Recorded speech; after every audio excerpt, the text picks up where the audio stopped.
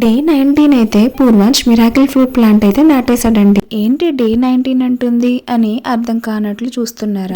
Day భాగంగా పూర్వాంశ్ అయితే light pink rose plant అయితే నాటేశాడండి.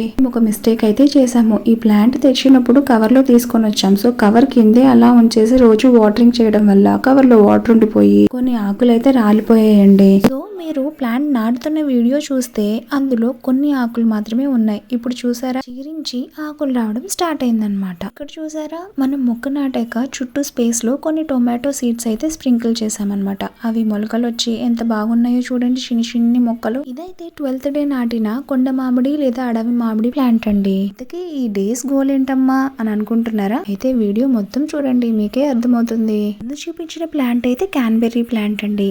వాక్కాయలు అంటారు కదా, అది. ఈ ప్లాంట్ అయితే సన్నజాజి అండి. ఇదైతే బ్రహ్మకమలం అండి. మా నైబర్ ఒక ఆవిడ ఒక లీఫ్ తీసుకొచ్చిస్తే ఆ లీఫ్ పెడితే నాకు మొక్క అయిందనమాట. చూసారా తోటకూర ఎలా వస్తుందో. ఇది బ్లూబెర్రీ ప్లాంట్ అండి. లాస్ట్ టైం వీడియోస్ లో చలాకీ చెల్లితో వీడియోస్ మీరు ఫాలో అయి ఉంటే అందులో నేను చెల్లి నర్సరీకి వెళ్ళినప్పుడు ఈ ప్లాంట్ తీసుకొచ్చామన్నమాట. ఇదైతే బ్లాక్ బెర్రీ ప్లాంట్ అండి. మనం బ్లూబెర్రీ నాటి ఆల్మోస్ట్ ఒక 4 months అవుతుంది. అతను కాపు ఎప్పుడు వస్తుంది అని అడిగితే వాళ్ళు ఇంతవరకు కాపున్న ప్లాంట్స్ చూడలేదు, టైం పడుతుంది అని చెప్పారు. చూడాలి ఇది ఎప్పటికి కాపు వస్తుందో. రెండు ప్లాంట్ నేమ్స్ అయితే నాకు తెలియదండి, జస్ట్ షో కోసమే. మీకు ఏమన్నా నేమ్స్ తెలిస్తే కమెంట్ చేసేయండి. ఇదైతే డ్రాగన్ ఫ్రూట్ ప్లాంట్ అండి. నేను అమెజాన్ లో డ్రాగన్ ఫ్రూట్ వి 3 varieties తీసుకున్నాను, white, red and yellow. But నాకైతే ఈ ప్లాంట్ ని ఎలా పెంచాలి అండ్ కేర్ ఎలా తీసుకోవాలి అనేది అర్థం కాలేదండి. మీ దగ్గర ఏమైనా టిప్స్ ఉంటే నాకు కమెంట్ చేసి చెప్పరా ప్లీజ్. ముందు చూపించిన ప్లాంట్ అయితే యాపిల్ బెర్ ప్లాంట్ అండి. ఇదైతే రెడ్ మందారం. ఇదైతే వాటర్ యాపిల్ ప్లాంట్ అండి. బట్ రెడ్ గ్రీన్ అనేది నాకు గుర్తులేదు, ఫ్రూటింగ్ వచ్చాయి. మీకు వీడియో తీసి మళ్ళీ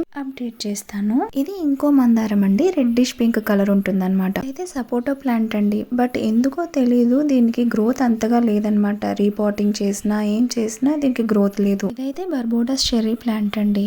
ఏంటి కొన్ని మొక్కలు ఎండిపోయిన స్టేజ్ లో ఉన్నాయి, కొంచెం కొంచెం షుగర్ వస్తున్నాయి అని చూస్తున్నారా? వెరిఫై చేస్తాను, ఆగండి. ఇదైతే డే 4 నాటిన లక్ష్మణ ఫలం ప్లాంట్ అండి. ఇదైతే ఆల్రెడీ మన టెర్రస్ లో ఉన్న పింక్ చిట్టు గులాబీ ప్లాంట్ అండి. అయితే గ్రీన్ వాటర్ యాపిల్ ప్లాంట్ అండి. దీనికైతే చాలా ఫ్రూటింగ్ వచ్చిందండి. దీనికి వచ్చిన ఫ్రూట్స్ వీడియో మన ఛానల్లో కూడా ఉంది, ఎవరైనా చూసి ఉండకపోతే వెళ్ళి చూసేయండి. ఇదైతే మినీ గోవా ప్లాంట్ అండి. ఇదేమో గుండు మల్లె మొక్క అండి. ఇంతకీ మొక్కలన్నీ ఆల్మోస్ట్ చనిపోయి మళ్ళీ చిగురొస్తున్న స్టేజ్ లో ఎందుకున్నాయి అంటే, లాస్ట్ టైం మేము అవుట్ ఆఫ్ స్టేషన్ వెళ్ళినప్పుడు వాటర్ పోయమని చెప్పి ఎవరికి చెప్పలేదన్నమాట మా నైబర్స్ కి. అలా మేము తిరిగి వచ్చే టైం కి అవన్నీ చనిపోయినట్లు అయిపోయాయండి. బట్ ఏ మొక్క చనిపోలేదు, మళ్ళీ చిగురిచ్చాయి అనమాట వాటర్ పోసాక మేము. ప్లాంట్ అయితే బ్లాక్ పెప్పర్ అండి, అదే మిరియాలు. ఇదైతే వైట్ చిట్టి గులాబీ మొక్క అనమాట. ఇదేమో గూస్బెర్రీ, చిన్న ఉసిరి. సో చూసారా మొక్కలు, అందుకే అలా ఎండిపోయి ఉన్నాయండి. ఇదేమో ఎల్లో రోజ్ ప్లాంట్ అండి. ఇది కూడా 30 days ప్లాంట్స్ భాగంగా నాటిందే. ఇది నాటినప్పుడు ఒక కొమ్మ ఎరిగిపోయింది, ఇప్పుడు మంచిగా వచ్చింది ప్లాంట్. ఇది సన్నజాజి ప్లాంట్ అండి. ఈ పాట్ లో నేనైతే 2 ప్లాంట్స్ పెట్టానండి. సన్నజాజితో పాటు నారింజ మొక్క కూడా నాటానన్నమాట. ఇదైతే వైట్ వాటర్ యాపిల్ అండి. ఇదైతే ఆల్ టైమ్ మ్యాంగో అండి.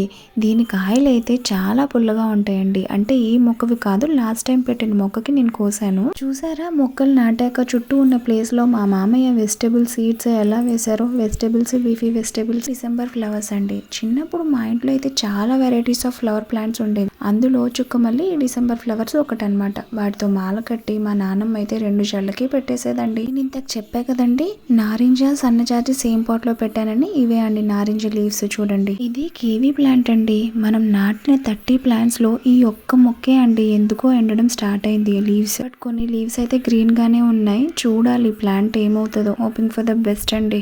ఈ డేస్ ప్లాంట్స్ గోల్ ఏంటంటే, మన ఛానల్ ని రెగ్యులర్ గా చూసే వాళ్ళకైతే అర్థమవుతుందండి. మరేం పర్లేదు, మీరు ఫస్ట్ టైం చూస్తుంటే ఇప్పుడు చూసేయండి, మీకు అర్థమవుతుంది. లాస్ట్ మంత్ పూర్వాంశ్ బర్త్డే ఉందండి. పూర్వాంశ్ ఈ ఇయర్ 3rd year లోకి ఎంటర్ అవుతాడు అనమాట. సో అందుకని చెప్పేసి పూర్వాంశ్ నేచర్ కి దగ్గరగా తీసుకొద్దాము అని చెప్పేసి 30 days 30 plants కాన్సెప్ట్ తో పూర్వాంశ్ బర్త్డే వరకు 30 days 30 plants అయితే నాటిచ్చేసానండి.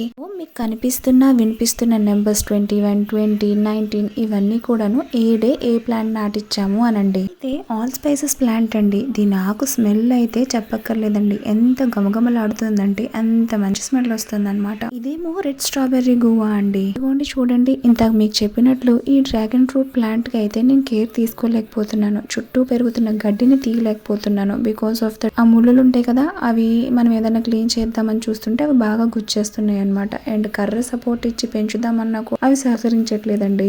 సో మీ దగ్గర ఏమైనా టిప్స్ ఉంటే డ్రాగన్ ఫ్రూట్ పెంచడానికి please comment and let me know అండి.